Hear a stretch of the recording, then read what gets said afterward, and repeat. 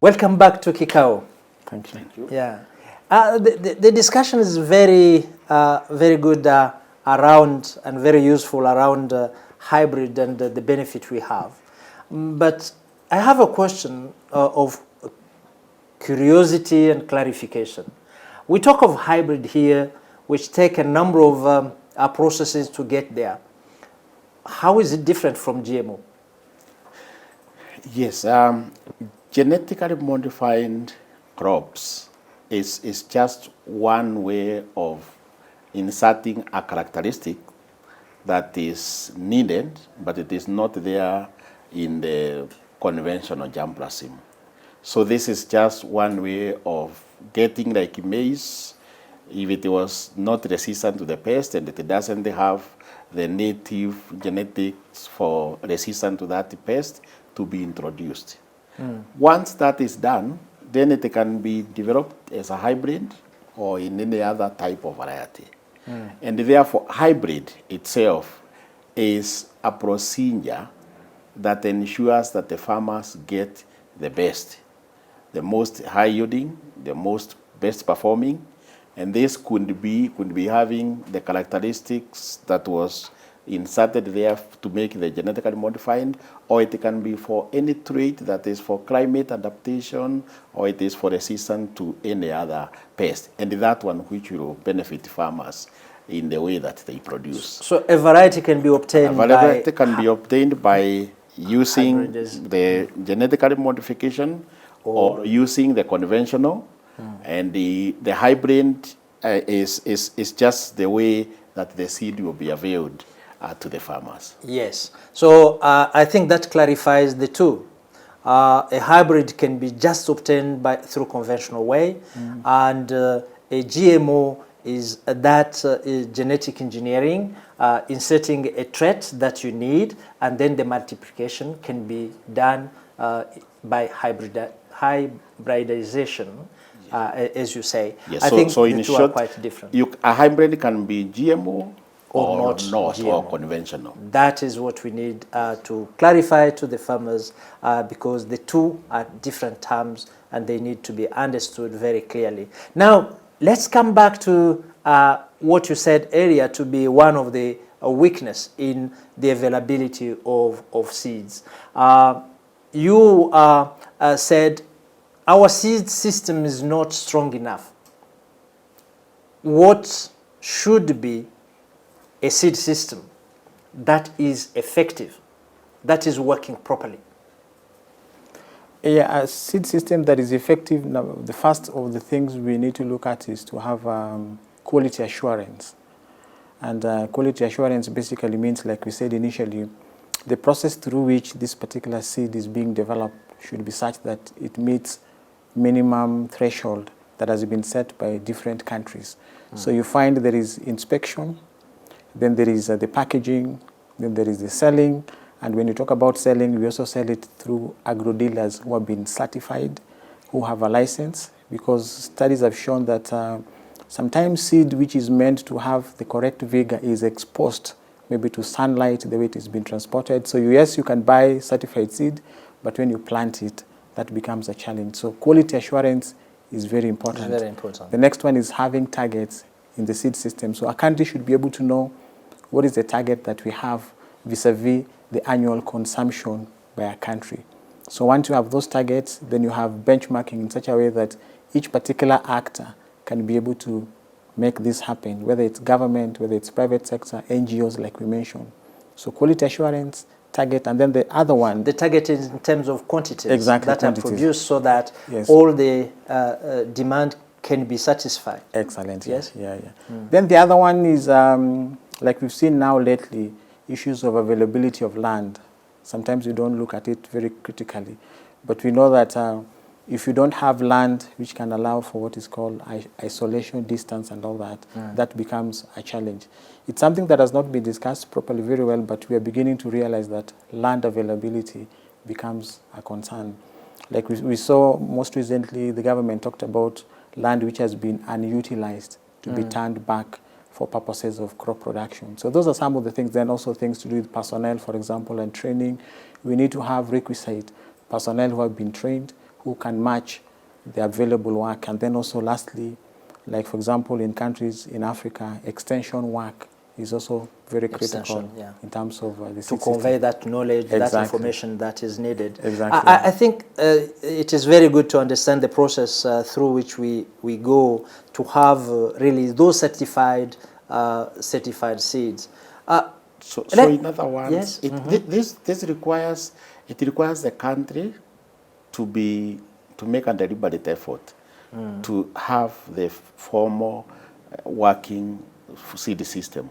The government has to be there to put in the structures for inspection, what you call the regulation. The private sector has to be there, seed companies that will produce the seed, invest their money to produce the seed.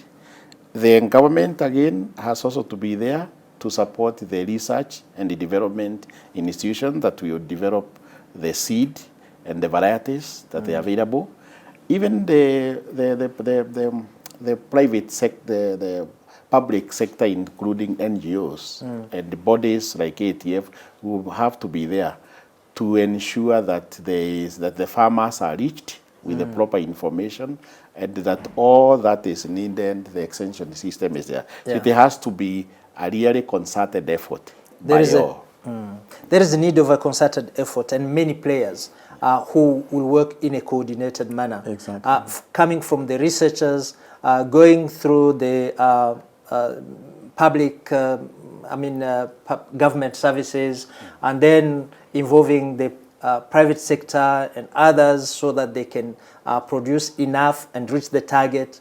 And then there is a distribution system which need to be in place, and there is need of extension services to create awareness, and then accessibility, and then it goes to the farmers.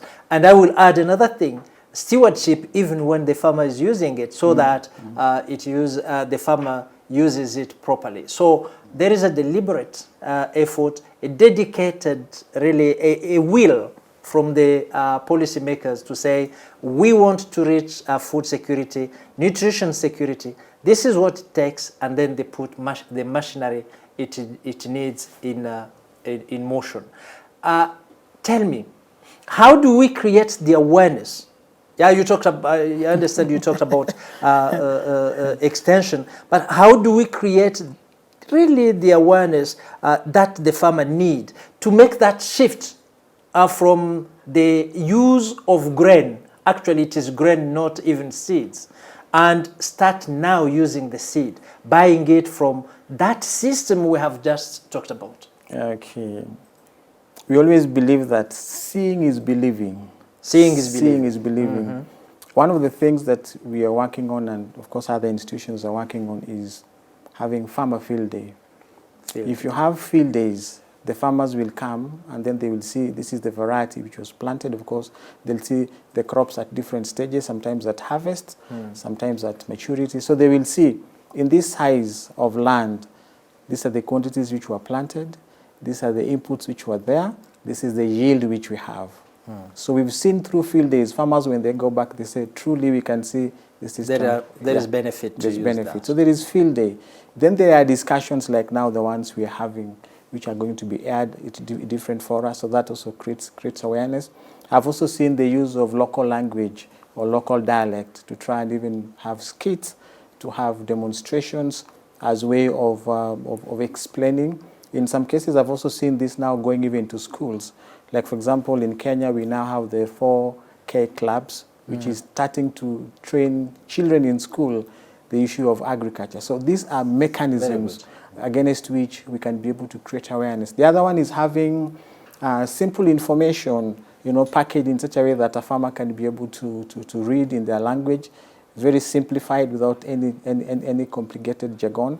Then I've also seen we have in Kenya 2 newspapers that come on Saturdays, which normally has a pull-out. That is also another way of creating awareness. So awareness avenues are quite many. And for farmers who have been reached by these levels of awareness, they come back and testify, and even now become even champions and even role models in the communities where they are. There are also some other who have done it, especially having the village-based advisor system. So you have people that are trained in the community and they work with the farmers to provide that extension service. Others who have used what they call the farmer hubs. So you have units of farmers who are even connected with today's digital system. They can collect information and pass on information. So different things. But I think the bottom line is that it has to be deliberate. Somebody has to do it. Somebody has to design it. Farmer associations have to get, I think, what you do, the training of the trainers. So you get individuals who are trained and they have specific connections and networking among the community. Yeah, we need to communicate adequately and taking really the characteristics of the people we are talking to. And some of those demonstrations are much, much better, eloquent. To tell them this is better than that. They will see. And once they have seen, then they can adopt it. But also nurturing the farmers of tomorrow by starting from down there to the school. I think it is a brilliant idea.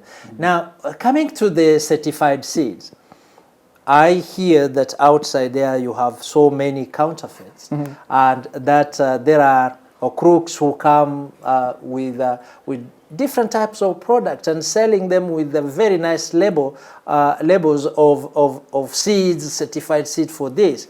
I heard that there was even one in other inputs who was selling sands and calling it fertilizer. Now, on the seed side, how does a farmer distinguish a counterfeit to a real certified, a genuinely certified seed? Do you have some tips to share with them? Yes, I think this is where our association has been able to take a lead role. In fact, we have been a lead, especially in Africa in this, including now COMESA. What we have done is we've worked with KEFIS, the regulatory authority, in partnership with the ministry and a solution provider called Pedigree, and we've come up with a system where every seed pack has a label. So when the farmer buys, the farmer scratches and then sends the digits to a number 1393, that is for Kenya, 1393. Then when you send it, it gives you feedback that this particular seed pack that you have has certified seed. Certified seed. Okay. Now, this particular labeling is inputted into a system which is authenticated so that you cannot be able to fake it. If you just have what is called a paper package, when you scratch it, of course, you not get the answer. Yeah. So that is how we've worked along to make sure that counterfeit seed has been managed. A recent study has actually shown that the confidence level, especially in Kenya, has risen up to 85%. So we have comparatively over time very, very few counterfeit seeds. That is especially because of the use of this particular sticker label. Scratch, get a number, send it to a specified number from your phone, and you will get a certification that the package you have is genuine or not. Yes. The last thing I want to add is that people have been asking that is it that you must have an Android phone? No. You can have even the very, very basic phone, handset, very basic. And then the costing has also been taken care of, because sometimes farmers fear that when you scratch, I'm going to pay. So when you scratch and send it, it's free. You pay nothing. Because it has been catered for. Fantastic. That is very good information to give. That applies to Kenya and probably to other countries also. Yes. That is very good. So I think it was very informative. We need to reach food security. And one of the ways is to increase productivity at the farmers level. And we know that in Africa, most of the farmers are smallholder farmers, and they don't have equal access to information and other tools. But among the inputs which will enable the farmer to increase productivity are seed, and good seed for that matter. So using the grain for replanting in the next season reduces the possibility of the farmer to get the right yield he should or she should have at that season. So there is a loss of between 30 and 40%. And this is immense. So the way to go to the right direction is to use certified seeds.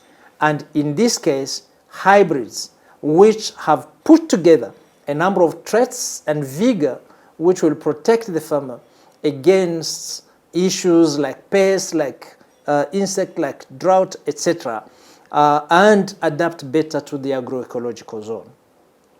And seed systems are being strengthened in Africa, and feed certification is being also very well organized, enabling the farmer to avoid falling in the hand of crooks by having a certified, a code. You scratch and you get the certification that the seed is really the genuine one. To change the mindset of the farmers, we need to improve our communication to them. And one of the ways is to make demonstration, to show here you have the grains replanted, and here you have planted the seeds which were certified, protected, and then they will see the difference and then use other means, and we have many of them. And I thank you, Duncan, for having come with all those layers. Stephen, for those different information you gave about the hybrid and also about the system, the seed system, and how it can be strengthened. I thank you very much. Farmers, I think it is time that we take the right decision. Move from the use of grains, which are very low, which will give you very low potential, to the certified seeds, which, even if you pay some money, will give you a higher yield, which will enable you to recoup that money and make benefit. Thank you, viewers, for watching us, for following us on this discussion. Please spread the mindset so that we can reach quickly the food security and nutrition security on the African continent. I will welcome you to the next CRA-Africa, but for now, thank you and bye-bye.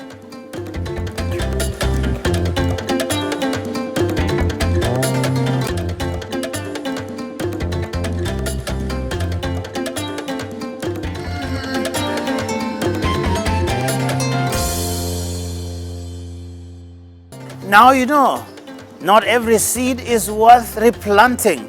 It's all about a farmer's farming goals. Well, thank you very much for watching CRA-Africa for the week. Do not forget to join us next week at a time like now. My name is Joe Agayo.